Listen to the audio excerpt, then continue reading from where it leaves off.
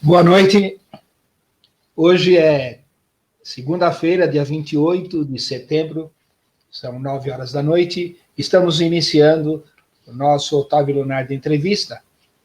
E o nosso convidado de hoje é faixa preta, árbitro e professor de Karatê Shotokan. Boa noite, Cristiano Hospodarski. Boa noite, Sensei. Boa noite, pessoal de casa. Muito bom estar aqui com vocês hoje. Vamos conversar um pouquinho sobre Karatê, né? Como sempre, né? Nosso assunto preferido. Mas hoje nós vamos falar um pouquinho sobre você, né? Porque sobre Karatê a gente já conversa bastante na sexta-feira, né? No nosso bate-papo. E qual é a área da sua de atuação da sua, profissional sua? Eu sou técnico em eletrônica, né? Eu trabalhei com comércio durante um bom tempo e hoje eu sou professor de Karatê em tempo integral, né? A gente está se dedicando um pouco mais a essa área nesse momento. Mesmo por causa do projeto Lutar e Vencer, que eu faço parte, então a gente deixou algumas coisas de lado para prosseguir aí pelo mundo do Karatê. Isso é. Nós que, mesmo no Karatê, a gente traz a nossa influência profissional, né? Por isso que eu sempre faço essa pergunta para os nossos convidados, porque da mesma forma que a gente leva o Karatê para a nossa vida profissional, a gente também leva a nossa vida profissional para o nosso Karatê, né? E eu lembro que a gente, no projeto lá, a gente fazia muitas coisas lá, desde fazer extensão, né, colocar faixa, colocar placa, e tudo isso vem da nossa experiência profissional, né? Eu acho que, principalmente nós que não somos muito, não temos muita qualidade financeira, a gente tem que fazer alguma coisa, porque se for pagar para... você vai montar uma academia, se for pagar o pintor, se for pagar o eletricista, se for pagar o cara para corrigir o negócio, não tem jeito, né? Eu não fui só técnico eletrônico, eu sou instrumentador cirúrgico também, né? Mas isso eu fiz um período de uns 5, 6 anos, depois voltei a ser técnico em eletrônica também, e agora tudo isso a gente vai trazendo, né? Tudo que a gente vai acumulando de experiência, a gente traz. A gente não leva só o Karatê para o resto da vida, a gente traz toda a experiência que a gente tem anterior também, né? Tudo vai influenciando como a pessoa é no futuro. Então, até surgiu agora um assunto, né? O que vamos supor, essa parte de... É da área médica, né, instrumentador? Sim. O instrumentador, ele auxilia o cirurgião durante a cirurgia, né? Material, requerer material, cuidar do material médico que está sendo usado, distribuir instrumental cirúrgico. Então, ele acaba participando da cirurgia mais ativamente, né? E acaba auxiliando ao cirurgião a várias coisas também. E ele te ajudou em alguma coisa, em alguma aula, algum fato que aconteceu em alguma aula, assim? Ah, sim, a gente tem noção de anatomia, fisiologia, primeiros socorros, diversas coisas você acaba tendo. Tanto é que hoje é uma profissão vinculada à enfermagem, né? Você não desvincula mais. Na época que eu fui instrumentador, eram duas áreas diferentes, hoje elas têm que ser integradas, né? Justamente por causa de uma participação mais direta durante a cirurgia, né? O curso foram 2 anos de curso, mais estágio, algumas outras coisas, uma especialização que eu fiz, e até fiz especialização em cirurgia ortopédica, né? Eu acabei participando de mais ou menos uns 2.000 procedimentos entre ortopedia, cirurgia geral, até cheguei a trabalhar no serviço de transplantes da Fundação Oswaldo Ramos, né? Que é do Hospital do Rim. Isso ajuda bastante, porque a noção de anatomia, fisiologia, para nós, esportistas, é muito importante, né? A gente conhecer bem o corpo humano ajuda a preparar fisicamente, ajuda a fazer uma série de outras coisas. Eu falo sempre isso, eu tenho uma finalidade, né? Por exemplo, quando nós estamos fazendo a nossa entrevista, na verdade, a gente está pensando em quem está assistindo, né? E eu gosto muito de trabalhar com a criança, né? Que ela está começando agora, está entrando no karatê, aí o menino vai lá no campeonato e vem com 2 medalhas no pescoço, no outro campeonato ele vai mais uma, mais 2, né? E aí chega uma hora que ele fala assim, pô, para que eu vou estudar, né, meu? Chego na escola, português, é matemática, é química, é não sei o quê, eu quero ser lutador de karatê, eu quero dar aula de karatê, então para que eu tenho que estudar essas coisas, né? Então, justamente a minha função, uma coisa assim que eu sempre quis, em todas as nossas conversas, né? Desde o começo é isso, abrir a cabeça dessa criança, no sentido de que, olha, dá uma olhada, todas as pessoas que vêm aqui conversar com a gente, ela já estudou alguma coisa, já trabalhou em alguma coisa, e então, assim, é claro que cada um trabalhou numa área, mas tudo aquilo que você aprendeu, você usa no seu karatê e você pode precisar disso algum dia, né? Então, de repente, aquele cara que nunca estudou nada, nunca trabalhou em outra coisa, um belo de um dia, ele vai se deparar com algum tipo de problema, porque se ele tiver, né, como a gente estava comentando sobre lá no projeto, colocar uma faixa na academia. Aí eu vou chamar um cara, colocador de faixa. Aí precisar pintar uma faixa, vamos chamar um pintor de faixa. Precisar instalar uma extensão, né?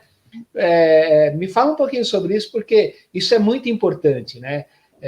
Mais importante até de saber como é que a gente começou, como é que a gente fez, mas saber que cada professor que está ali naquele evento que você admira, um é especialista nisso, ou já trabalhou com aquilo, já usou aquilo para aquilo, né? Então, fala um pouquinho sobre isso daí, por favor. O que acontece é assim, são épocas diferentes, né? Antigamente, uma formação universitária era muito difícil, né? Hoje, se você pensar bem, o esporte abre um caminho para esse tipo de formação. Então, é uma grande evolução isso. A gente vê professores mais antigos de karatê procurando hoje formação universitária porque não tiveram oportunidade na época. Tem um cara que hoje pensa, não, eu vou ser professor de karatê, não preciso estudar nada. Não, ele está redondamente enganado. Em qualquer época, em qualquer lugar, você vai precisar da sua formação. Porque você talvez não consiga viver de karatê. Né? Você tem que ter um plano B. Você vai passar dificuldade porque não estudou? Então, o estudo é fundamental em toda e qualquer carreira. E quem pensa que professor de karatê estuda pouco, está redondamente enganado, porque a gente estuda muito, a gente pratica muito, a gente procura conhecimento em todos os lugares. Mesmo que você traga um conhecimento antes, né, um conhecimento que você já tinha quando começou a treinar karatê, porque nem todo mundo começa quando era criança, alguns sim, outros não. Eu comecei, eu tinha 11, 12 anos no máximo, né? Então, eu não tinha experiência profissional nenhuma antes. Isso eu fui adquirindo com o tempo. Eu sempre trabalhei. Eu comecei a trabalhar já aos 12, 13 anos de idade. Né? Então, antigamente tinha aquele negócio, tu começa a trabalhar como ajudante de oficina, começa alguma coisa. Muita gente acha que isso é prejudicial para a criança. Não, isso é muito saudável, porque ela vai tomando gosto pelo trabalho, Isso é uma coisa... O trabalho tem que ser didático, é lógico. Você não vai explorar uma criança, vai fazer ela trabalhar 12 horas por dia. Não, isso está errado, né? Mas tudo tem que ter o bom senso, tudo tem que ter o seu parâmetro. Mas isso ajuda muito, porque você começa a ter gosto pelo trabalho, você começa a ter noção de obrigação, começa a ter responsabilidade, vem o karatê e traz isso mais forte para a pessoa, né? Muita gente tem uma vida desregrada, quando começa a treinar karatê, ele vê que ele tem um caminho diferente para isso. Ele tem que ter disciplina, ele tem que ter comportamento, um padrão de comportamento, né? Todo sensei tem que ter um padrão de comportamento. Querendo ou não, nós somos exemplos para os alunos. O aluno não olha a gente como uma pessoa comum, né? Assim como eu não olhava os meus senseis como uma pessoa comum, o meu aluno hoje não me olha como uma pessoa comum, né? Eu não tinha muita consciência disso, porque eu não sou uma pessoa mais discreta, né? O senhor sabe disso, a gente conviveu durante todos os dias, acho que a gente conviveu mais nós do que com a família na época que trabalhamos juntos.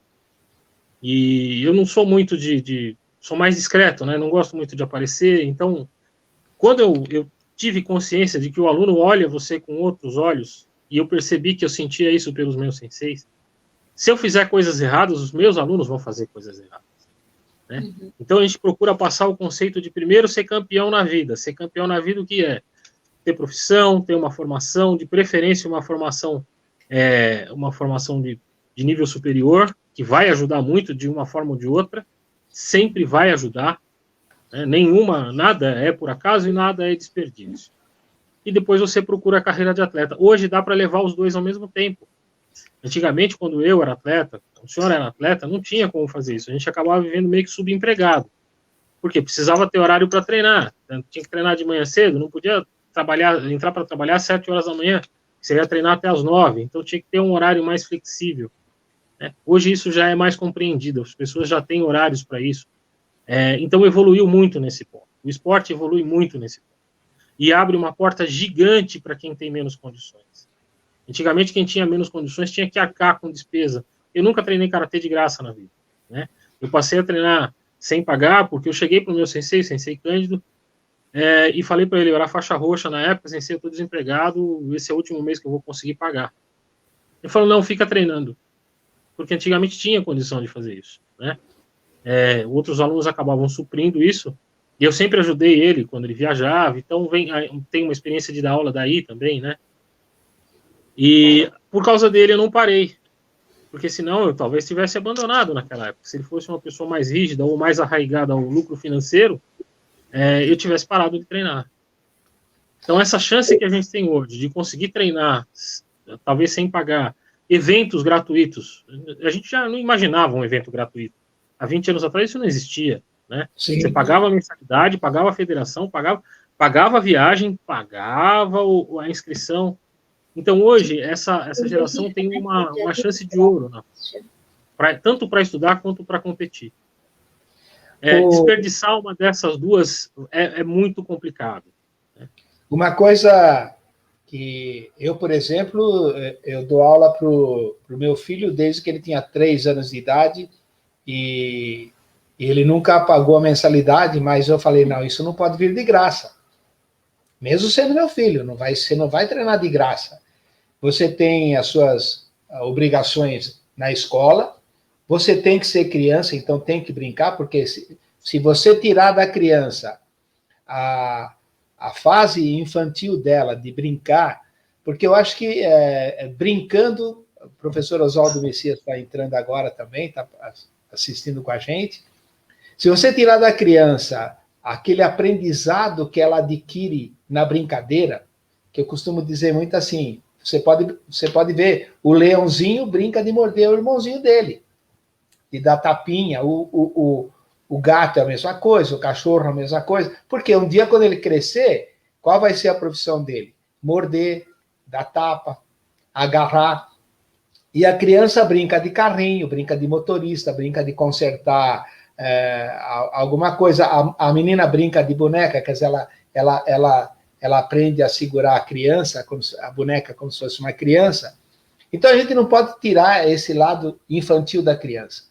Mas e com 9 anos de idade, o meu filho já dava aula comigo. Tinha um menino que era da idade dele, já dava aula para esse menino.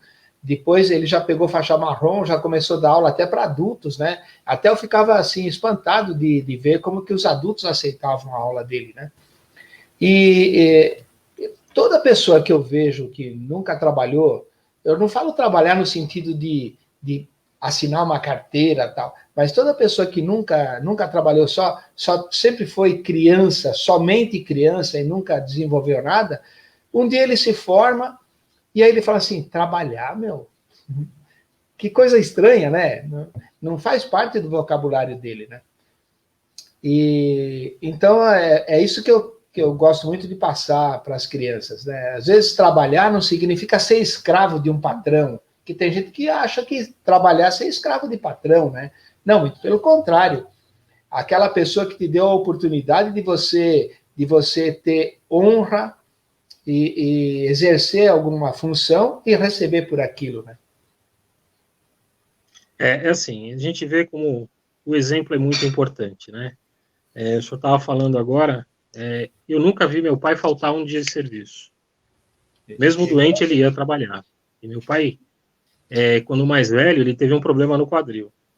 Ele trabalhava a 2 quilômetros da minha casa, ele demorava 1 hora para chegar no serviço, mas ele ia todos os dias. Então eu tive esse exemplo com meu pai, né? A gente fala como exemplo, quando a gente se espelha no outro, sempre tem aquele faixa preta da academia que a gente olha, não, eu queria ser como aquele cara. Isso é muito importante. Então essas pessoas que são exemplo hoje, elas têm que tomar cuidado com o exemplo que elas estão dando, né? Uma outra coisa muito importante é a oportunidade. Uma coisa que o Sensei não porque ele talvez esteja escutando ou não, o Sensei Oswaldo Messias teve uma ideia, quando ele fez a Interestilos, de dar chance para todo mundo. Isso mudou muita coisa, não só na federação dele, mas como em outras também. Ele quebrou aquele paradigma de que a seleção tem que ser fechada e tem que ser um grupo único. Ele veio com o conceito de que todo mundo conseguiria ir para uma seleção e conseguiria viajar para algum lugar, para competir fora ou competir em outro estado. Isso foi muito importante para o desenvolvimento do esporte. Outra coisa que é muito importante que ele fez nos últimos tempos é os eventos gratuitos. Como eu falei, não existia evento gratuito. Então, às vezes, a gente recebia o salário e tinha que pagar a inscrição do campeonato e faltava para alguma coisa. Às vezes você deixava de comprar um tênis ou comprar um kimono novo para você pagar a inscrição, para ir lá e competir de graça. Eu estava vendo um post do Christophe Pinard essa semana e o que ele estava falando era justamente sobre o esporte olímpico e sobre como o atleta de karatê hoje tem que ser profissional, e ele está muito certo nisso. Porque acho que a última geração que fez a troco de nada foi a geração de que eu vim, que era dos anos 90, até o final dos anos 2000. Essa geração competiu de graça e tirava dinheiro do próprio bolso. Hoje não existe mais condição de fazer isso. Mesmo porque a vida das pessoas mudou, né? Como eu falei, hoje o esporte pode abrir uma grande porta de conhecimento, de estudo, de evolução como ser humano. Eu acho que a única forma de nivelar a sociedade, de nivelar o ser humano com o outro, é o meio educacional. Se todo mundo tiver o mesmo nível cultural, todo mundo vai ser mais ou menos igual, vai conseguir a mesma colocação de emprego, vai conseguir uma colocação melhor no campo de trabalho. Isso vai nivelar melhor socialmente as pessoas. Distribuir renda remedia por um tempo, mas não vai solucionar o problema. A solução é educacional, a solução é cultural. Se eu não der um nível de conhecimento para uma pessoa que precisa, ela jamais vai sair de onde ela está. A gente tem um exemplo muito claro disso na Índia. A Índia ainda vive, há séculos atrás, eles são muito atrasados num ponto e são muito avançados em outros. Eles vivem em castas ainda, né? O sistema de castas é um sistema muito cruel, porque a pessoa não tem possibilidade de ascensão social de forma nenhuma, nem estudando. Nós não temos isso. Então, tem que estudar. Pobre, morre pobre, né? Morre pobre. Então ele tem que estudar, ele tem que ser um bom atleta, mesmo que ele não seja um atleta de ponta. A gente vê em academias, em projetos, em tudo, todos vão ser atletas de ponta? A gente sabe que não, né? Isso é uma verdade certa essa, né? Mas os que forem atleta de ponta vão ter uma grande chance, e os que não forem atleta de ponta também vão ter uma grande chance. Eu acho que a essência desses projetos nossos é essa. De mudar a realidade das pessoas para que ela tenha uma grande chance de mudar a própria realidade. Isso é muito importante, né? Só que a gente não pode se acovardar, tem que dar o exemplo, tem que puxar a orelha do aluno, tem que fazer o que tem que ser feito. Né? Nós até já conversamos sobre isso nos bate-papos de sexta-feira, né? Aquela relação Kohai-senpai, ela tem que existir para existir um respeito entre aquele que é o seu pai ou o seu professor e o filho ou o aluno, né? Mas não a ponto daquela coisa, faço o que eu mando, não faço o que eu faço, não sei o que, eu mando e acabou. Então, nós até conversamos sobre isso daí. E uma coisa que é muito importante, que eu acho que é função dos pais e dos professores, discretamente, passar para o seu aluno, para o seu filho, aquela história assim.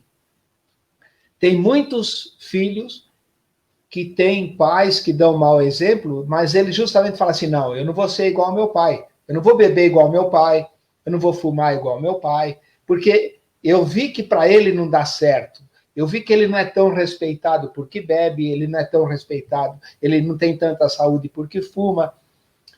Ou da mesma forma, seguir o bom exemplo, como você e eu, de ver que o pai nunca faltou num dia de trabalho, que estava doente, mas mesmo assim ele foi trabalhar. Então, porque senão, o que vai acontecer? O filho, mesmo tendo um bom exemplo, ou o aluno, não vai seguir o bom exemplo do professor, e se ele tiver um mau exemplo, ele vai seguir aquele mau exemplo. Né? Então, essa comunicação sutil, né, que a gente tem que ter com o nosso filho, é justamente isso, porque todos nós temos defeitos, como professor e como pai, e todos nós temos qualidades, como professor, como pai. Então, fazer o aluno e o filho entender, olha, filho, meu pai fumava. Então, ele falava assim, olha só, eu não consigo parar com essa droga, com essa porcaria. Aí eu falava assim, poxa, o meu pai é a pessoa que eu mais admiro na minha vida, é o ser humano que eu mais admiro na minha vida. E essa porcaria de cigarro faz mal para ele não consegue largar, para que eu vou entrar nessa porcaria? Você vê? Olha só, uma palavra sutil como faz. Então eu não vou falar, não, se meu pai fuma, eu vou fumar também, meu. Né? Então, é isso daí. É uma questão também de índole, né? É uma questão Exatamente. De índole de caráter. O cara tem a índole de imitar o que é ruim, ele vai imitar o que é ruim. O que a gente consegue fazer com o karatê ou com qualquer outra arte marcial é fazer com que ele contorne essa índole ruim e se controle. Né? Ele vai aprender através da disciplina que, não, peraí, tá errado. Mas por que eu vou fazer se tá errado? Não, não tá certo mesmo. Eu vou repensar os meus conceitos e vou tentar mudar isso. Né? Mudar, talvez não, mas controlar, com certeza ele consegue. Sim, com certeza. Isso é muito importante, né? A gente conseguir passar essa mensagem, porque essa é uma mensagem muito sutil, né? Essa é uma mensagem muito sutil, né? E não é assim, eu fumo, mas eu não quero que você fuma. Não é assim. Não é por imposição, não é por decreto.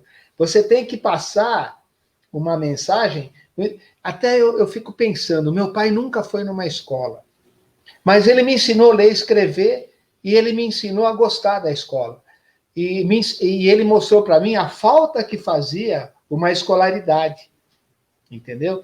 Então, assim, é uma coisa assim, muito importante. Mas uma coisa que eu sempre admirei no meu pai é onde ele adquiriu tanta sabedoria de transmitir essas coisas, entendeu? Isso aí acho que não sei, é um dom natural, é uma coisa assim incrível, né? Inteligência não quer dizer aculturamento, né, ou aculturação, porque ele pode ser analfabeto, mas mesmo assim ser muito inteligente. Né? Nível intelectual você não mede pelo que o cara sabe escrever ou ler ou fazer conta rapidamente, mas pelo que ele consegue aprender e de que forma ele consegue aprender. Por isso que tem níveis diferentes de aluno. Tem uns que aprendem mais rápido, tem uns que têm mais dificuldade. Às vezes o que tem mais dificuldade acaba até ficando mais habilidoso do que o outro, porque ele tem muito mais dificuldade, ele tem que treinar muito mais. Então acaba ficando mais habilidoso. Então são compensações. O Sensei Grácio falou eu sempre repito essa frase que eu achei muito interessante. Sensei José Grácio lá de Minas, que o homem não é igual bolacha, que é tudo feito igual, né? Então, nada, se a gente vê, Uma coisa que eu penso sempre nisso é assim, a essência do ser humano é ser imperfeito. Então ele é perfeito sendo imperfeito, né? A perfeição dele é a imperfeição, é não ser igual, é não ter o mesmo padrão, ser meio torto de um lado ou do outro. Se a gente colocar uma divisão entre o rosto de uma pessoa, vai ver que ele não é perfeitamente simétrico. Mas quando junta as duas partes, ele fica harmonioso, né? Metade e metade vai ficar feio, né? Tem gente que é feio metade e metade, quando junta fica mais.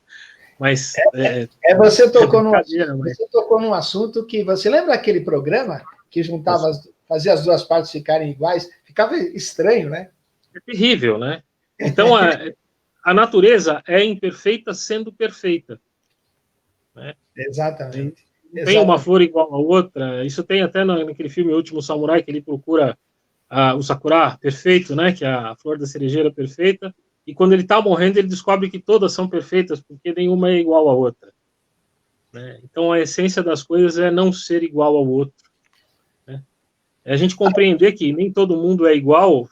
Talvez, não é que eu vou dizer que torne a vida mais fácil, mas torna a compreensão de certas coisas mais fáceis, né? Nem todo aluno vai aprender da mesma forma. Então, o aluno, quando a gente fala que a gente aprende muito com o aluno, às vezes até mais do que ele aprende conosco, o aluno fica duvidando, mas é verdade, porque as dificuldades são tão diferentes, as formas de aprender são tão diferentes, e a gente tem que criar uma forma de passar o conhecimento para ele, para que ele fique equiparado aos outros, que todos fiquem praticamente iguais. Então, a gente acaba aprendendo muito mais com eles do que com eles conosco. Com certeza. Me fala uma coisa. O que você aprendeu como competidor, que você pode passar para o seu aluno?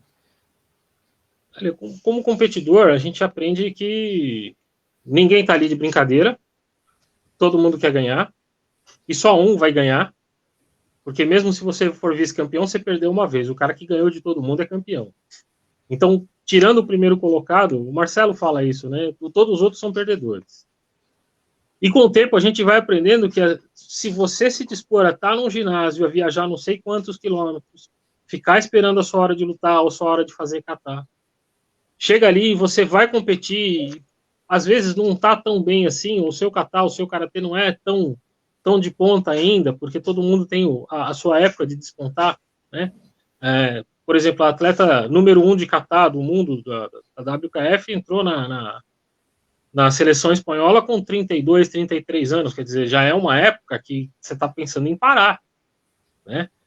Então, todo mundo tem a sua época de despontar. Então, o cara ter a coragem de ir ali, passar frio, chuva, às vezes é uma dificuldade para chegar no ginásio, esperar o dia todo, às vezes tem que ajudar na arbitragem, e chegar e competir, mesmo que ele não ganhe nada, ele já é vencedor a partir dali. Quando a gente é competidor, você não enxerga esse tipo de coisa. Quando você passa a ser árbitro, você começa a enxergar individualmente cada atleta.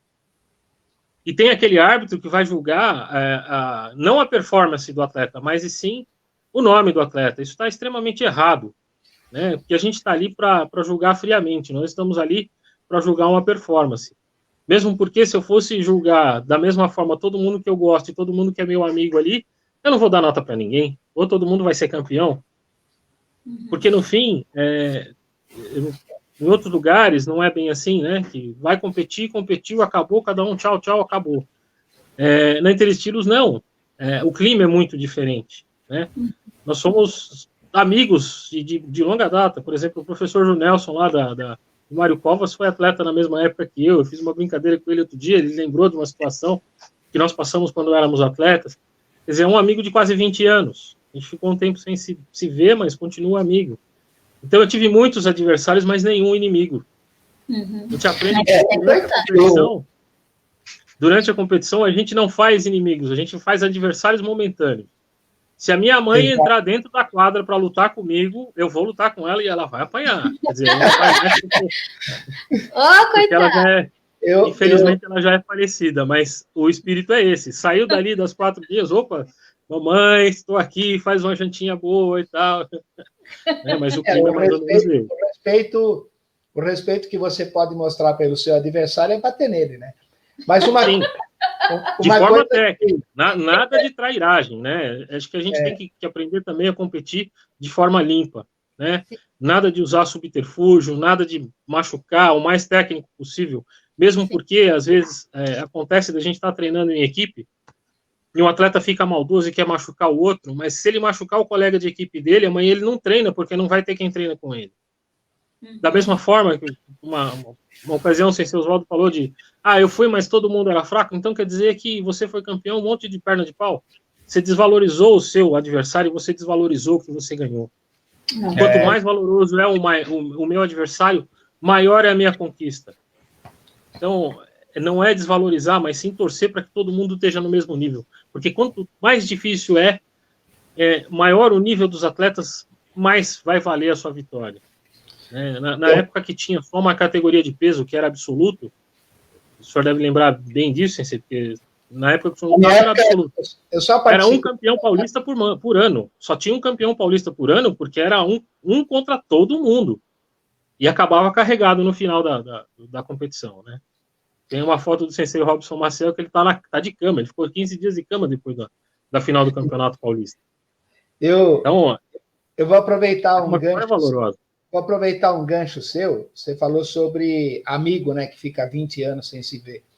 Eu considero assim que o amor do amigo, ele tem diferença do amor marido e mulher justamente nessa parte. Um namorado, uma namorada, o marido, a mulher, eles têm que se ver frequentemente. Se ficar muito tempo afastado, já o amor já começa a dar uma esfriada, né? Mas o amor do amigo, você pode ficar 50 anos sem ver o amigo e você gosta dele, você sente saudade, você quer conversar com ele, né? Então, assim, aquela coisa que não se perde nunca, né? Não se perde nunca. E a questão do adversário, né? Até por isso que a tradução de adversário no karatê, por exemplo, é otagai, que otagai quer dizer amigo, né? Quer dizer companheiro. Então, você não vai machucar o seu companheiro, porque depois você não vai ter o companheiro para treinar com você, para ver se você está bem, né? Claro. Me fala imagina assim, só para finalizar isso. Imagina assim, eu sou um atleta muito forte. Todos os meus colegas de treino estão no nível abaixo de mim. O que eu tenho que fazer? Bater em todos eles e ser sempre superior a todos eles, ou lutar para que eles atinjam o mesmo nível que eu? Lutar para que eles subam de nível, porque quanto mais eles subirem de nível, mais eu subo um degrau acima. Então eu vou estar sempre superando isso e eles vão estar sempre me acompanhando. Quando eu deixo a minha vaidade tomar conta e não ensino direito, ou não treino direito com eles, ou eu começo a bater em todos eles e eles não conseguem me pegar, na verdade eu estou abusando da boa vontade deles, eu estou usando eles para treinar, mas também não estou evoluindo, porque eu estou estacionado naquele nível que eu já estava. Quando eu chegar fora para competir, aquele pessoal que treinou em conjunto, treinou de forma colaborativa, ele vai estar um nível superior a mim. Então, se eu ganhei dele da outra vez, ele vai ganhar de mim nessa. Então, se karatê não andar todo mundo junto, não funciona. Não tem jeito. Exatamente. E uma coisa que eu acho assim, não tem muita coisa que ver. Nós podemos ter excelentes árbitros que nunca foram atletas, mas eu acho que é muito bom que um árbitro tenha sido atleta, porque ele vai sentir o peso de uma arbitragem numa decisão errada, ele vai sentir o quanto é importante uma boa arbitragem, não é verdade? Sim, é verdade. Principalmente na parte de Shiai Comitê, porque assim, quando você julga kata, a gente julga fundamento, plasticidade, tempo, respiração, essas coisas. Então, primeiro, o árbitro de kata ele precisa ser muito técnico, ele precisa conhecer o fundamento de tudo que ele está julgando. O árbitro de Shiai Comitê, ele precisa ter uma experiência como atleta, e quanto mais forte a experiência dele como atleta, maior é a visão que ele tem da luta. Eu falo por experiência minha, né? Eu estou falando a minha experiência como árbitro. Quando entram dois atletas para lutar, é como se eu estivesse lutando também. Vai entender já. Porque eu tenho a noção da distância, eu tenho a noção do timing da luta. Quando você não tem a noção de timing da luta, de parar na hora certa, de ler a luta, de ter a leitura da luta, que quando os adversários ficam muito próximos e começam a trocar golpes ou técnicas, eu nunca falo em golpe, falo em técnica, muito de perto, a esmo, daquilo não vai sair nada bom, provavelmente sai um acidente, é hora de parar a luta, né? Interromper a luta, porque dali não vai sair nada produtivo. É lógico que não vai interromper a luta toda hora, mas ter esse timing, quando você foi atleta, você conseguiu um certo nível dentro de competição, de alta competição, a leitura que se tem da luta é diferente. Isso torna mais fácil a atuação do árbitro, né? Saber o que realmente aconteceu, se o atleta tentou se proteger ou se ele realmente fez alguma coisa que colocou ele em perigo. Então, a leitura da luta fica muito mais fácil. Ter sido um atleta ajuda muito. É lógico que não é um pré-requisito, né? Assim como nem todo bom técnico foi grande atleta, nem todo grande atleta pode ser um bom técnico. Às vezes um atleta mediano pode ser um excelente técnico. Tá aí o Bernardinho do vôlei. O Bernardinho do vôlei não foi um grande atleta. Foi um atleta de seleção, mas não foi daqueles top dos tops, né? Mas ele foi um excelente técnico, né? E esse é o exemplo mais clássico que existe, é o dele, né? Como atleta, ele não foi realmente um extremo atleta, foi um bom atleta, mas isso tornou ele uma referência como técnico. Talvez uma visão que ele tivesse, a forma de ler o jogo. É assim que acontece com o karatê. Às vezes um grande atleta não se torna um grande técnico porque a leitura que ele tem da luta não é a mesma. Eu aprendi com um sensei meu, o sensei Ernesto, até que ia dar aula com a gente lá no projeto da Zona Norte, mas ele teve um projeto dele na cidade dele, que ele queria muito voltar, acabou indo para lá, tá lá já, a gente mantém contato. Inclusive, a gratidão por ele é muito grande, porque aprendi muito com ele, não só com ele, mas com o sensei Jair Pedro, com o sensei Cândido, com o sensei Hermínio, né, irmão do sensei Ernesto, Hermínio Santana, que foi treinar com a gente esses dias, com o sensei Arthur Monteiro, com quem eu comecei lá na escolinha, até o sensei Evandro, todo mundo conhece o sensei Evandro, um grande abraço para ele, é praticamente um irmão, porque a gente começou a treinar. A gente começou a treinar criança ainda, né? Ficamos mais de 20 anos sem se ver, se reencontrou. Então, o karatê possibilita esse tipo de coisas, né? E aprendi muito com essas pessoas. Essa leitura da luta é muito importante para um técnico. A leitura de como o atleta faz o kata também é muito importante. Mas isso não é pré-requisito dele ter sido um grande atleta, assim como para ser árbitro também não é pré-requisito. O árbitro, na minha opinião, ele tem que assumir. Ele tem que assumir. Ele pode até errar, mas ele tem que assumir. Quem é que fez ponto, quem foi melhor, o quanto vale isso, o quanto vale aquilo. Porque tem árbitro que ele... Na verdade, a palavra medíocre, ela significa que ele é metade, né? Não é nem para mais, nem para menos. Mas o árbitro, eu acho que o árbitro medíocre, ele é bem para menos mesmo, né? Porque, na verdade, o medíocre é aquele que tudo é empate para ele.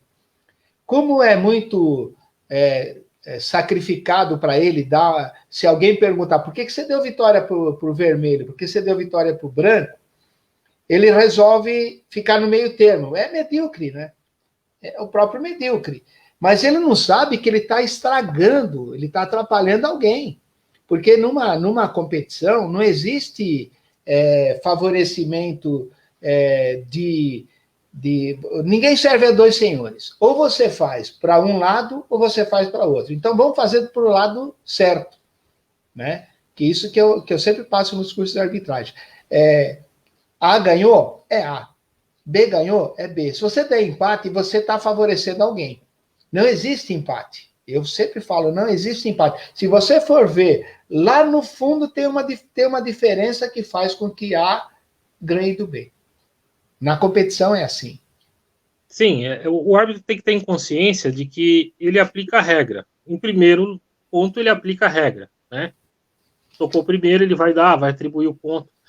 O que diferencia um árbitro bom, né, um árbitro acima da média, de alguém abaixo da média, é poder de decisão e assumir a decisão que ele tomou. Você só consegue assumir uma decisão quando você tem argumento. Né? Quando você aplica o bom senso e o argumento, você fatalmente vai ser bem sucedido na decisão que você tomou. Quando você age por paixão, por emoção, dificilmente você vai exercitar o seu bom senso. Por isso que eu falei, o árbitro tem que julgar a performance e não o atleta. Né? No kata, a gente percebe no kata, isso é interessante. Quando o árbitro não quer se responsabilizar, principalmente o árbitro central, quando ele não quer, muita gente nunca notou isso, e talvez se eu falar agora, essas pessoas vão notar e talvez vão passar a fazer, ou vão começar a reparar nos outros. Quando o árbitro não quer assumir responsabilidade pela nota do Catar, que ele tem, que o atleta é atleta dele, ou tem uma afetividade pelo atleta grande, o que ele faz? Ou ele dá uma nota muito alta ou uma nota muito baixa, porque ele sabe que as duas vão cortar no final, e ele não quer ser responsabilizado pelo resultado final. Né? Muita gente nunca pensou nisso, né? Isso é coisa de árbitro mais antigo. É coisa de árbitro que escrevia nota na lousa ainda. A gente escrevia a giz ainda, né? Quando eu comecei a arbitrar em 97, assim, esporadicamente. E isso é coisa de árbitro que escrevia em lousa ainda. Então tinha aqueles árbitros, acho que o sensei Oswaldo Messias pode falar isso também, ele deve estar aí ouvindo. A gente escrevia a nota na frente da lousa e escrevia a nota pequenininho atrás da lousa para a gente não esquecer que nota deu. Para ter conferência depois, porque era tudo no papel, né? Então eu vim de uma época meio pré-histórica. Eu comecei a arbitrar novo, né? Esporadicamente competia e quando tinha espaço para arbitrar eu arbitrava. Mas o árbitro tem que julgar a performance, aplicar a regra e ter sempre o argumento certo, sempre a observação certa. Pode ser até que a sua observação não seja correta. Você não viu do ângulo correto, não foi favorecido. Mas você tem que afirmar e tem que ter convicção no que fala. O poder de decisão é o que diferencia um árbitro do outro. Falando em paixão, eu, por exemplo, eu sou palmeirense e eu dei aula no Corinthians. E eu conheço corintianos que dão aula no São Paulo. E você não é palmeirense e deu aula no Palmeiras. Como que é você trabalhar com isso? Não? Ele não é palmeirense. Não é. Eu não sei qual o seu time de coração. Eu sou corintiano. Então, eu achei que você fosse no Palmeiras. Então, isso aí é uma coisa que muitas pessoas não sabem trabalhar com isso. Isso também é muito importante, né? Separar o clube. Por exemplo, eu dei aula no clube Ribeirão Pires, que era uma espécie de semelhante do Santos Futebol Clube. Dei aula no Corinthians. Conheço pessoas que deram aula no São Paulo e depois acabaram criando problema por serem corintianos. Eles criaram problema. Como é que foi a sua convivência lá? Salve o Corinthians. O professor Oswaldo tem um grande defeito, né? Ele é corintiano, não tem como. Como que foi essa sua experiência no Palmeiras? E se você sentiu isso que eu estou falando para você, de ter que sair daquele coração para ir para a profissão? Eu nunca fui muito fanático por futebol, né? Nunca gostei muito. E assim, eu fui atleta do Palmeiras, né? Quem é professor do Palmeiras até hoje é meu sensei Jair Pedro, né? Até hoje ele é sensei do Palmeiras. E o que acontecia assim, o sensei Ernestino também foi sensei do Palmeiras, né? Foi meu sensei lá também. Eu já o conhecia desde os 9, 10 anos de idade e acabei reencontrando ele depois de um bom tempo lá, quando eu fui levado para lá pelo próprio sensei Jair Pedro. Então eu mantive uma carreira de atleta lá, até encerrar, eu encerrei há uns 10 anos atrás. E quando o sensei Jair Pedro não pode, né, que ele tem viaja para acompanhar atleta no Campeonato Brasileiro, como o senhor sabe, quem assume as aulas são sempre os faixas pretas mais velhos, né? Então, quando calhava dele, ele me ligava, pedia, tem como puxar aula hoje, tem como dar aula no meu lugar hoje, para quê? Para manter a turma treinando lá no Palmeiras, né? Mas eu não senti dificuldade, mesmo sendo atleta do Palmeiras, a dificuldade que eu senti foi mais com relação à arbitragem, né? Alguns árbitros confundiam, quando a gente ia competir fora, ou dentro de São Paulo mesmo, a gente usa o pet do Palmeiras. E o pessoal confunde. Karatê é uma coisa, Palmeiras é outra. Até nós tivemos uma conversa com um dos árbitros, que hoje é um dos grandes árbitros da outra federação, para dizer o seguinte: na equipe do Palmeiras, tinham poucos palmeirenses. A maioria era São Paulino, corintiano e santista. Isso não queria dizer nada para nós. A gente estava ali pelo clube, a gente vai para representar o clube, vai fazer o melhor que pode, porque o clube é que me deu a chance, o clube me abriu a porta, né? Ele me abrigou lá durante 25 anos, mais ou menos. Quer dizer, só tenho para agradecer o clube. Essa parte da paixão pode ficar secundário, isso é segundo plano, né? eu tenho que ser grato pelas pessoas que estão me ajudando hoje, mesmo sendo corintiano, mesmo sendo palmeirense, São Paulino, sei lá, independente do time que você vai defender, você tem que vestir a camisa, você tem que colocar o pet, né? E saber que você tem que fazer o melhor, porque ali você está fazendo o melhor não só por você. Quando você está numa equipe, você faz o melhor por todos da equipe. Essa aqui era a sua camisa, né? Era a minha camisa, né? Agora camisa... todo mundo vai saber que eu te dei a camisa. Eu vou passar um pequeno vídeo então, agora para a gente concluir mais. Vamos lá. Deixa eu ver aqui, que me ajuda aqui, senão eu vou fazer mais uma besteira. O microfone. Não tem som. Isso aí não tem som. Tira aqui. Aqui. Você pode ir comentando, Cristiano, enquanto a gente vai passando o vídeo. Aqui.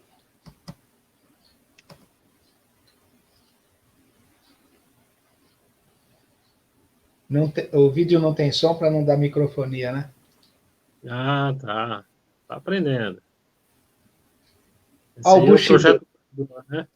Meu querido irmão Evandro, né? Que eu a gente fui se lá encontrou na casa dele 2 anos atrás. Olha a fotinho lá da equipe do Palmeiras em 96, 97, mais ou menos. Todos esses são grandes amigos ainda. Olha só.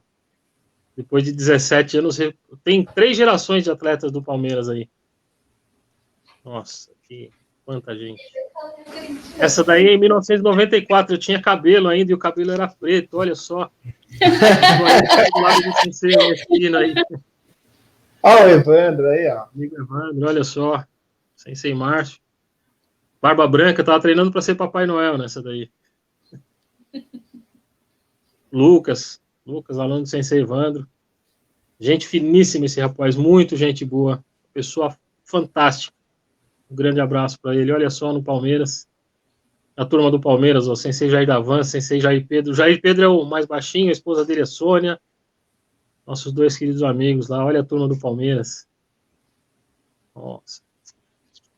Reencontrar esse pessoal vai ser muito bom, né? O Palmeiras ainda não voltou às atividades lá do Karatê. Sensei Oswaldo, olha aí. Sempre muito elegante. Me conhece desde que eu tinha cabelo. Olha o Junelson aí, essa criança pequena aí, olha só. Caramba. O pessoal da Zona Norte lá, Marcelo, Sensei Toninho, Sensei Francisco. Fernando, grande Fernando. Fernando eu conheço desde que ele tinha uns 16 anos. Ele lutava no adulto, ele lutava acho que de um juvenil ainda. Sensei Watanabe. Grande Sensei Watanabe. A história fantástica no Karatê esse homem tem. E uma humildade, assim, enorme. O pessoal rindo junto aí. Essa foto ficou bem bacana. Todo mundo dando risada junto, olha que legal. É o clima descontraído, é a felicidade de estar todo mundo ali, né? O Zona Norte, lá no lugar antigo. A novidade é que o cabelo cortou o cabelo, agora ele tá quase careca. Olha! Cortou o cabelo. Aí num treino que nós fizemos para um beneficente para um amigo nosso, aí fazendo, né, que todo mundo tem que fazer, não tem jeito. O pessoal, às vezes, antes não colocava a imagem do sensei limpando o dojo, né? E agora ficou um pouco mais recorrente isso. Talvez a pessoa tinha vergonha de mostrar que fazia, né? Não precisa ter vergonha, né? É algo que a gente tem que fazer, tem que ser feito, tem que ser feito. Olha aí, Zona Norte de novo, ó.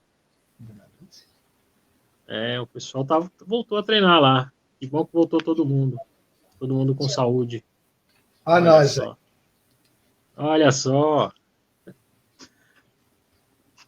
Essas recordações não têm preço, né? Nossa, esse quadro aí que fizeram para mim lá foi para eu e a Rosana. A pessoa pergunta por que a gente treina Karatê, né? Esse acho que é o grande motivo. 2 fotos de turmas imensas que tem aí, ó, turmas muito grandes, uma lá no Palmeiras, outra aí no... Eu tenho várias fotos dessas de turma grande. Olha nossos senseis aí, Sensei Marcelo, João Borracha, eu, Sensei Toninho. Isso. Sensei Toninho que passou uma temporada com a gente já trabalhando. Muito boa temporada, olha só. Essas fotos de turma, assim, são magníficas. Eu acho que é o que reflete bem o que o Karatê é, né? Grande família. Os pequenininhos. Essa eu fiquei bonito, hein? O Marcelo caprichou nessa daí. Nem parece que sou eu. Parece que você é o chefão aí da turma. Pois é, né? Olha a minha família aí. Dona Josi e a minha filha. Minha filha é essa do lado esquerdo, tá? Minha irmã, meu cunhado, a família do meu cunhado, todo mundo, meu sobrinho. Que legal, hein? A minha filha é a do lado esquerdo, tá? Não é a mais baixinha, não. É a que tá de... Não vai pensar que eu sou pai de criança ainda. Olha só. Ah, que legal isso. Não esperava essas fotos, não. Como legal. Sempre, surpreendendo. Meu Deus do céu!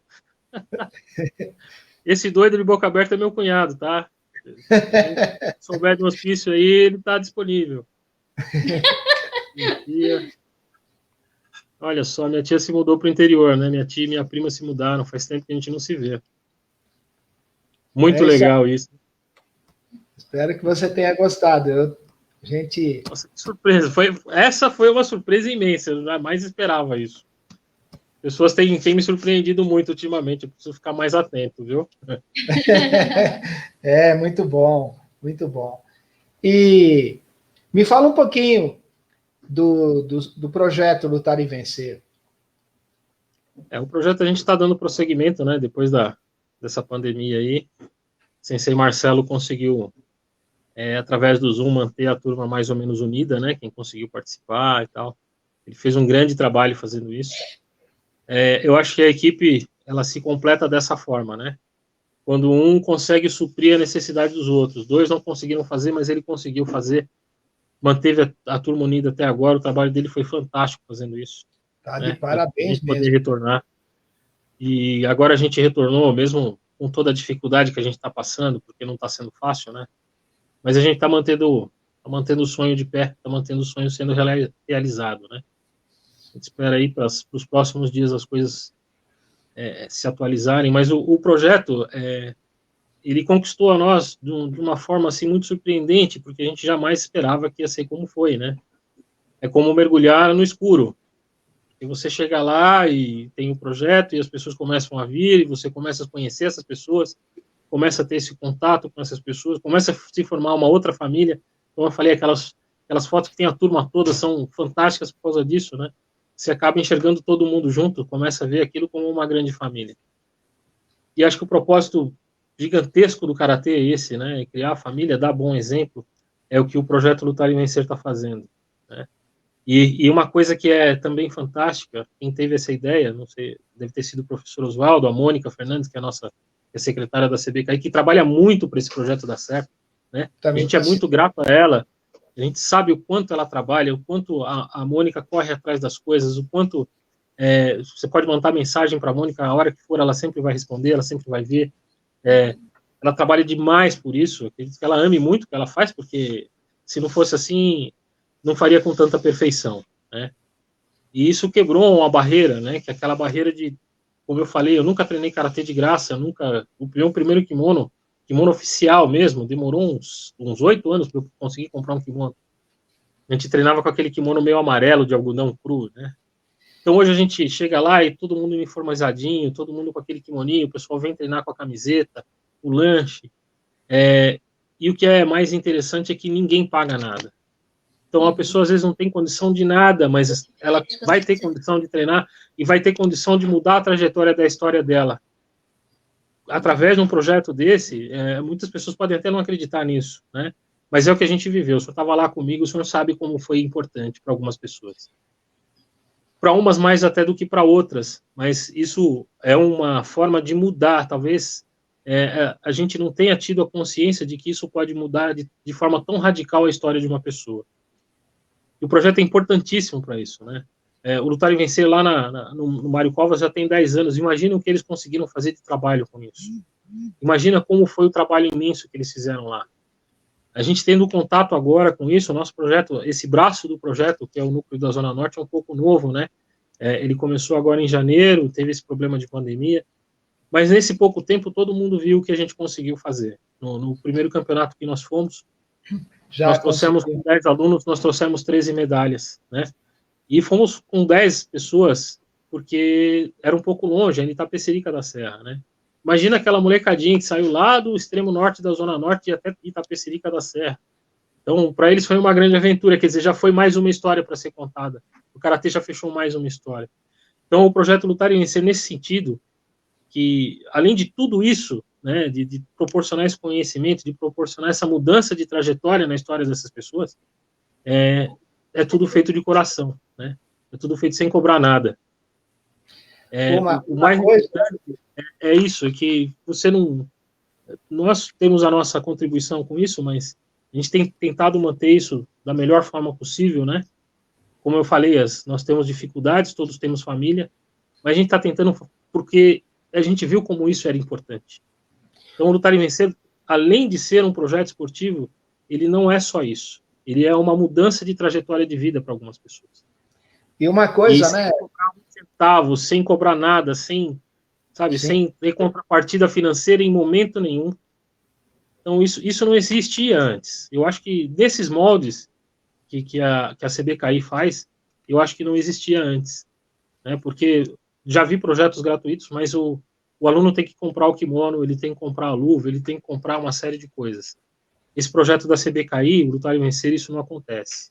Tudo é fornecido pela CBKI. E uma coisa que mudou muito a minha visão, aliás, teve duas coisas importantes que mudaram a minha visão. Primeiro, o convívio, eu da Kyokushin com vocês da Shotokan. Foi algo muito, muito assim, que mudou a minha visão dentro da própria arte marcial. E uma outra é assim, nós começamos um projeto onde tudo era dado para o aluno de graça. O kimono, a camiseta, o lanchinho depois da aula. E aí a gente via aquele aluno fazendo 4 aulas por dia para ganhar lanchinho. E quando terminou o projeto e houve aquela transição, e depois veio a pandemia, era de se esperar o seguinte, bom, se o cara ia treinar por causa do lanchinho, ele não vai voltar mais, porque agora não tem lanchinho, que o projeto ainda não foi aprovado novo. Mas o Marcelo conseguiu uma coisa assim tão importante, que ele conseguiu todo mundo treinando nas lives, e agora voltar num sistema experimental, onde não está dando lanche, porque enquanto não começar o projeto, e o pessoal voltou. Voltou por quê? Porque estão gostando do que aprenderam, da convivência, das amizades, do karatê em si, né? E isso é uma coisa importante, né?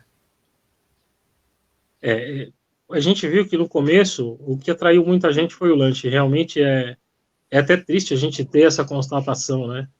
De que a pessoa vai para matar a fome ali. Eu acho que fome é um dos sentimentos mais difíceis que o ser humano passa, né? Quando você passa por treinamento militar, você passa por frio, por fome, por falta de água, por tudo isso. Porque para saber o que uma pessoa nessas condições passa, né? Primeiro para ter resistência mental, mas depois quando você começa a tomar consciência, você vê como é difícil passar fome, né? E no começo acontece isso, né? Marcelo manteve todo mundo, ele reuniu as melhores condições para fazer isso, né? Uma equipe onde um não pode se apoiar no outro não funciona. Por que a gente funciona muito bem lá na Zona Norte? Porque um consegue se apoiar no outro. Um sempre vai cobrir a falha do outro, no sentido de, não, se você não pode, eu vou lá e faço. Não vai cobrar do outro, eu fui lá e fiz, né? Então, a gente tem muito essa integração, né? Outra coisa, ninguém tem água inflada, né? Passa o time agora. O time anterior era eu, a Rosângela, você, o Marcelo, o Toninho, o João Borracha. Então, agora ficamos eu, né? Sensei Marcelo, certo. O Sensei João Borracha, né? O famoso Sensei João Borracha. Aí perguntam por que é João Borracha, porque se ele não gosta da pessoa, ele apaga. O Sensei do Jair, né? Que foi uma grande aquisição aí para o time, e o Sensei Ian, também conhecido como Herbert nas redes sociais. O nome dele tá como Herbert, e lá ele gosta que a gente chama de Ian, mas é o mais novo da turma, né? É o que a gente vai acabar moldando ele da melhor forma. Mas a turma tá bem legal, a gente já se conhecia antes, alguns de nós já se conhecíamos antes. O Sensei Ernesto veio, mas ficou pouco tempo, porque ele teve acabou saindo um projeto dele que era para sair daqui uns 2 anos, acabou saindo agora lá na cidade dele, ele acabou indo para lá. E ele foi meu sensei, para mim era um motivo de orgulho muito grande ter ele comigo, né? Até uma expressão de gratidão por ele, por ter aprendido tanto com ele. Eu aprendi muito com todas as pessoas que conviveram comigo. Aprendi com você, sensei, aprendi com outras pessoas que passaram, sempre aprendi alguma coisa. Então, as experiências são sempre assim, né? A gente sempre aprende alguma coisa. Eu queria mandar um abraço grande lá, além de toda a equipe, né? Mas também para o Vladir, né? Que nos acolheu lá desde a primeira vez que nós fomos lá. Manda um abraço para ele. Sim, não podia esquecer dele, não. O Vladir foi uma pessoa extremamente receptiva, ele é colaborativo ao extremo. Tudo que a gente pergunta se pode fazer, ele pergunta, mas vocês já não fizeram? Pode fazer o que vocês quiserem. Então, ele é extremamente colaborativo, né? É até surpreendente, né? Como ele é colaborativo com a gente.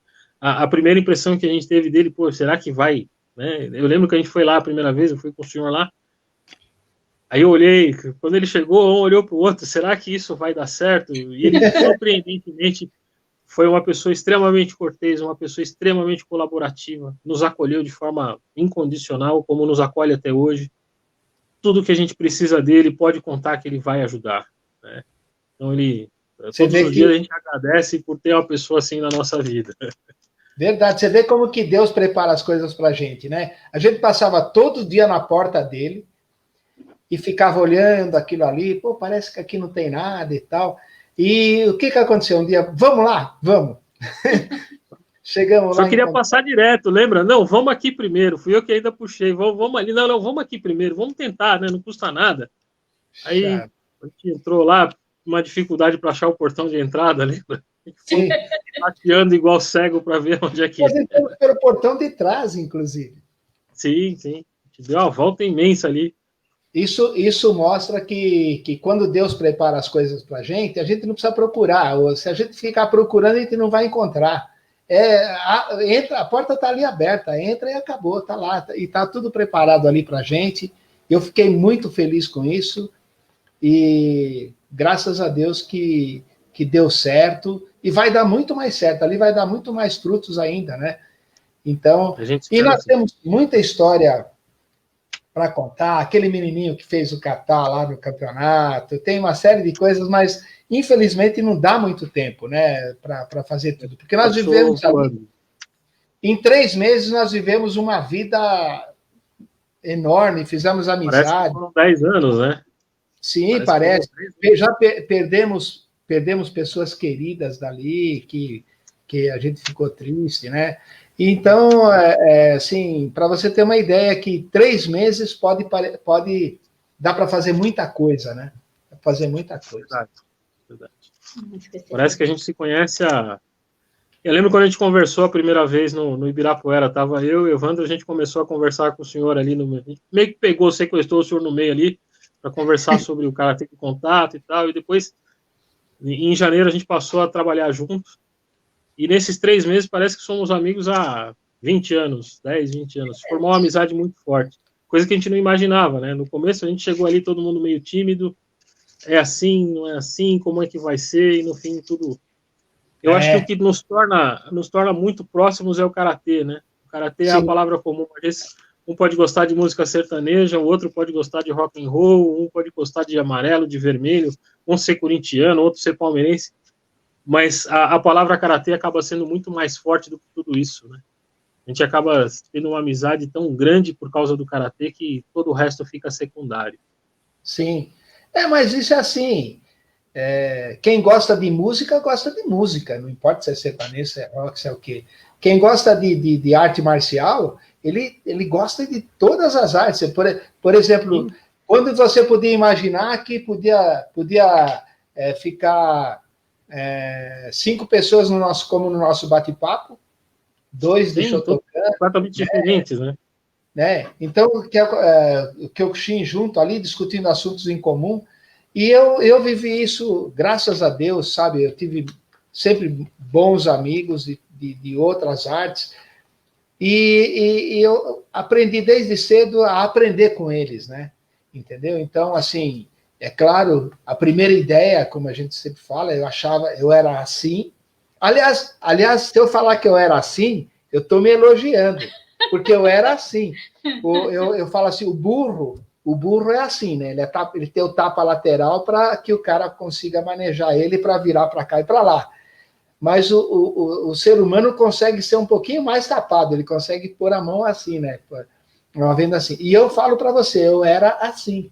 E com o tempo, fui tendo ótimos amigos, desde o Marcão, do Kung Fu, o Evandro, do Conquidô, e vai por aí afora, o Severino, do Aikido. E eu fui criando conceitos dentro da minha própria arte, até quando eu montei uma organização, Renkokai, que é um estudo, que é uma organização que estudava muito o Kyokushin, e que agora está estudando não só o Kyokushin, o Karatê e a arte marcial em si, né? Isso que é uma coisa importante. Só para terminar, me fala o que você acha que aquele nosso bate-papo de sexta-feira acrescenta para as artes marciais?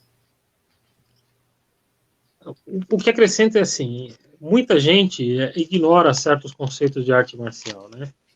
Eles ignoram, talvez por não ter a curiosidade de pesquisar, porque hoje, se você pesquisar na internet, você acha quase tudo, né?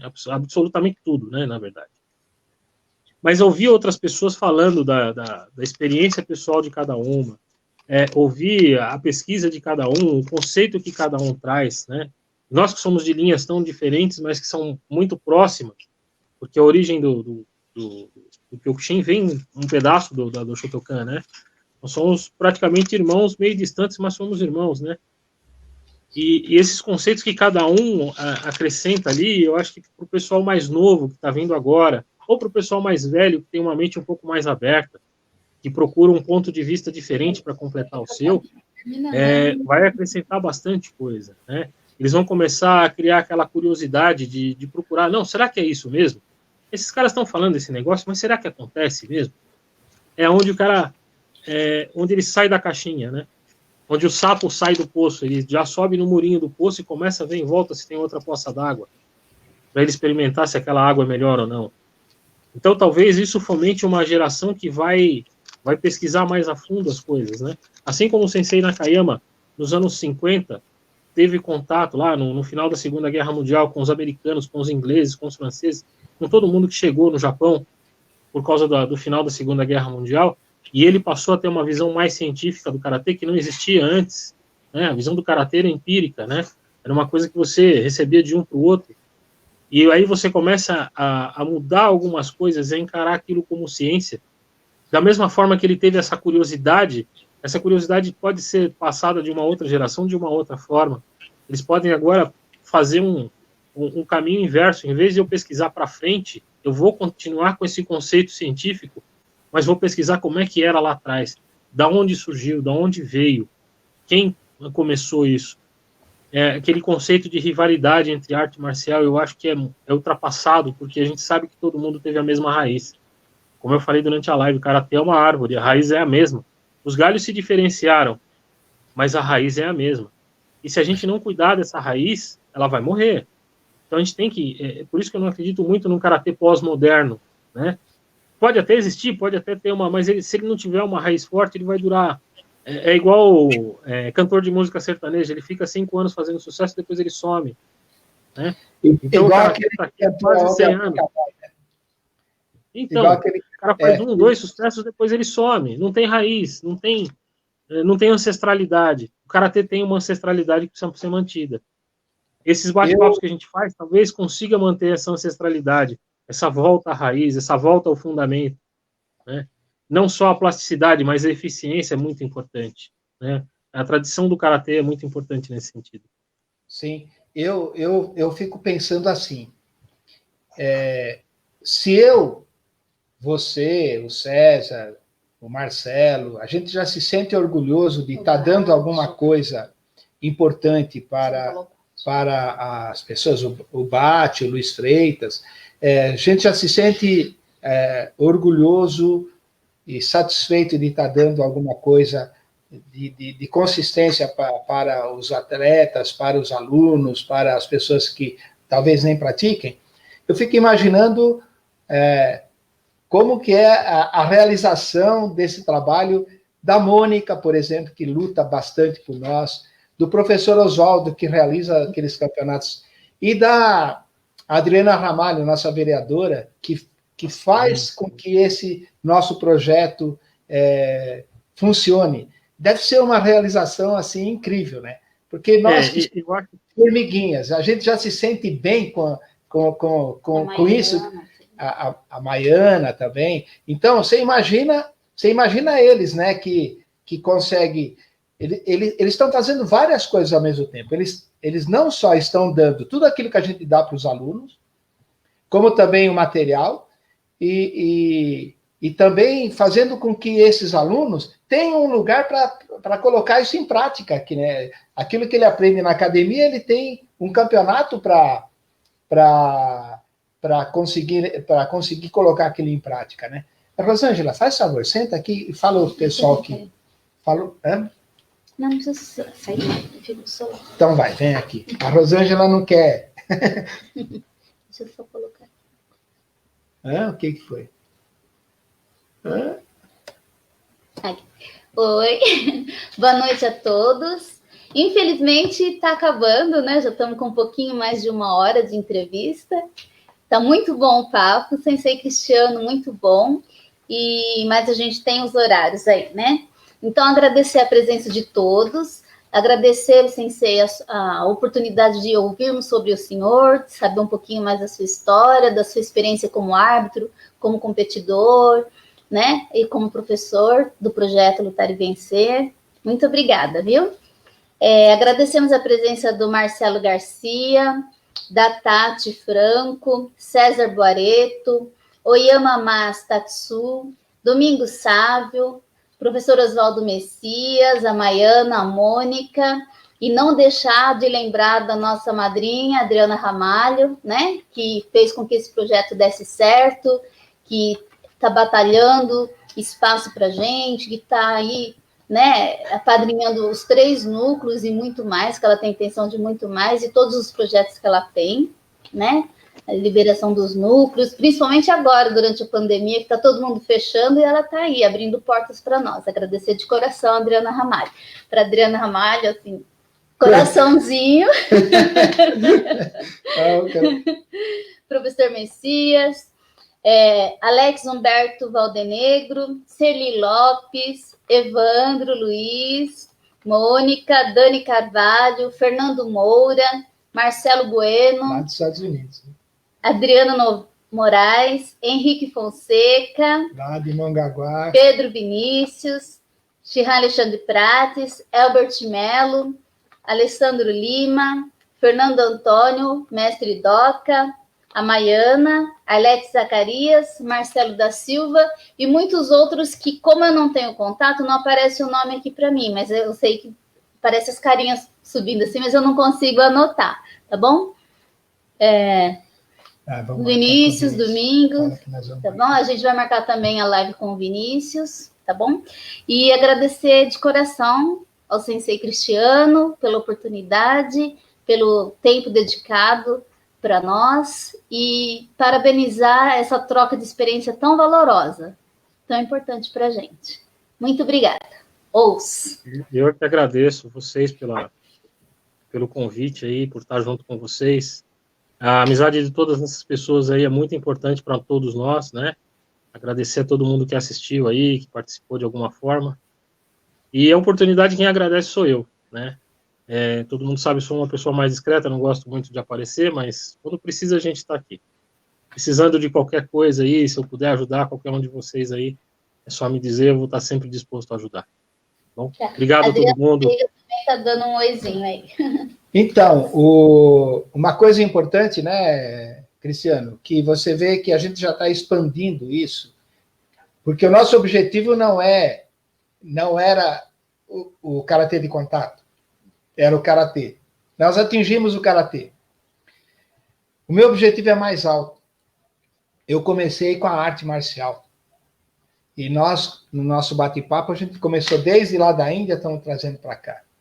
E é nessas entrevistas, né? Como é que a gente pode dizer aqui, um bate-papo, alguma coisa.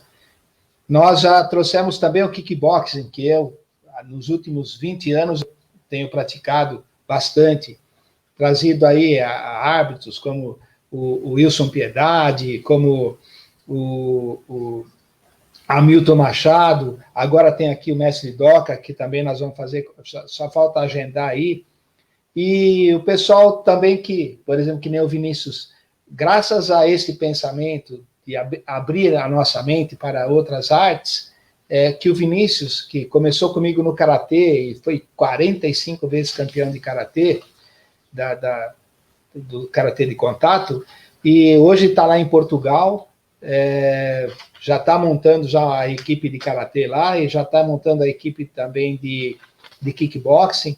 Então, é uma coisa assim, muito importante. Então, é isso que a gente tem que pensar, é essa a nossa ideia que nós estamos passando. Vamos abrir a cabeça, vamos ver aquilo que as outras pessoas têm de bom para passar para nós, né? E também a finalidade de eu trazer essas pessoas experientes na nossa live, não é mostrar a cara de um, mostrar a cara de outro, não. É mostrar as suas ideias, né? O que você tem para passar para essa molecada que está começando hoje e que algum dia vocês vão ser professores, e o que vocês vão ensinar para o pessoal? Que o seu karatê é forte? Não, que a arte marcial é uma coisa que pode harmonizar, trazer amizade, trazer conhecimento, isso é muito importante. E depois fazer um trabalho, como nós estamos fazendo no Lutar e Vencer, tirar aquela molecada da ociosidade, né? Que a ociosidade, você sabe o que causa, né? Aqueles problemas todos, né? E afastar do mau caminho e trazer coisas boas para eles, né? Que não só o lanchinho, mas eles querem a amizade, querem se unir a nós em pensamento, em atos, para trazer coisas boas para o nosso mundo, né? Que está precisando tanto disso. Cristiano, foi um grande prazer conversar com você aqui, e é uma pena que a gente não pôde falar quase nada, né? Porque o tempo é muito pequeno, e esse homem aí, para quem não conhece, tem um conhecimento vasto em tudo, né? E eu percebi isso desde o primeiro dia, quando a gente estava conversando sobre sistemas políticos, que a gente estava falando lá, né? E sobre guerra, e sobre isso, eu falei assim, nossa, esse cara conhece, esse cara é muito bom nisso, né? Foi por isso que eu tive a ideia, até eu senti necessidade de mostrar aquele livro para você, né? Eu falei assim, olha, eu tenho um livro aí, daí você leu, tal. Muito, muito legal. E agora está para sair meu livro também, quando tiver, você já tem o seu exemplar aí, que eu vou trazer para você, tá bom? Eu agradeço. Fala o seu boa noite aí pro pessoal. Boa noite, pessoal. Obrigado a todo mundo pela paciência, pela audiência, né? Como dizia o Faustão. Lembrar a todo mundo aí que Karatê é uma grande família, né? Então a gente está sempre disposto a ajudar. E que o que a gente faz hoje é mudar a trajetória de algumas pessoas, né? A gente vai tentar fazer isso pelo máximo de pessoas possíveis. O lanche é só o início da coisa, né? É a isca do peixe. Né? Ele vem e acaba ficando, e quem gosta mesmo vai ficar e vai acabar mudando a trajetória de vida. O Lutar e Vencer acho que veio muito para isso, né? E vamos fazer parte disso até quando a gente conseguir. Tá? Boa noite, pessoal, muito obrigado, fico muito honrado pelo convite. Vocês sabem que o senhor é um grande amigo, tenho um grande apreço pelo senhor, fico muito orgulhoso da nossa amizade. Muito obrigado a todos aí, boa noite. Muito bom. É isso aí. Coraçãozinho para você, Sensei. Eu não sei fazer coração. Vai perguntar para um cara que só sabe bater e fazer coração. Não sabe. Obrigada, viu? Tchau, tchau. Obrigado, gente.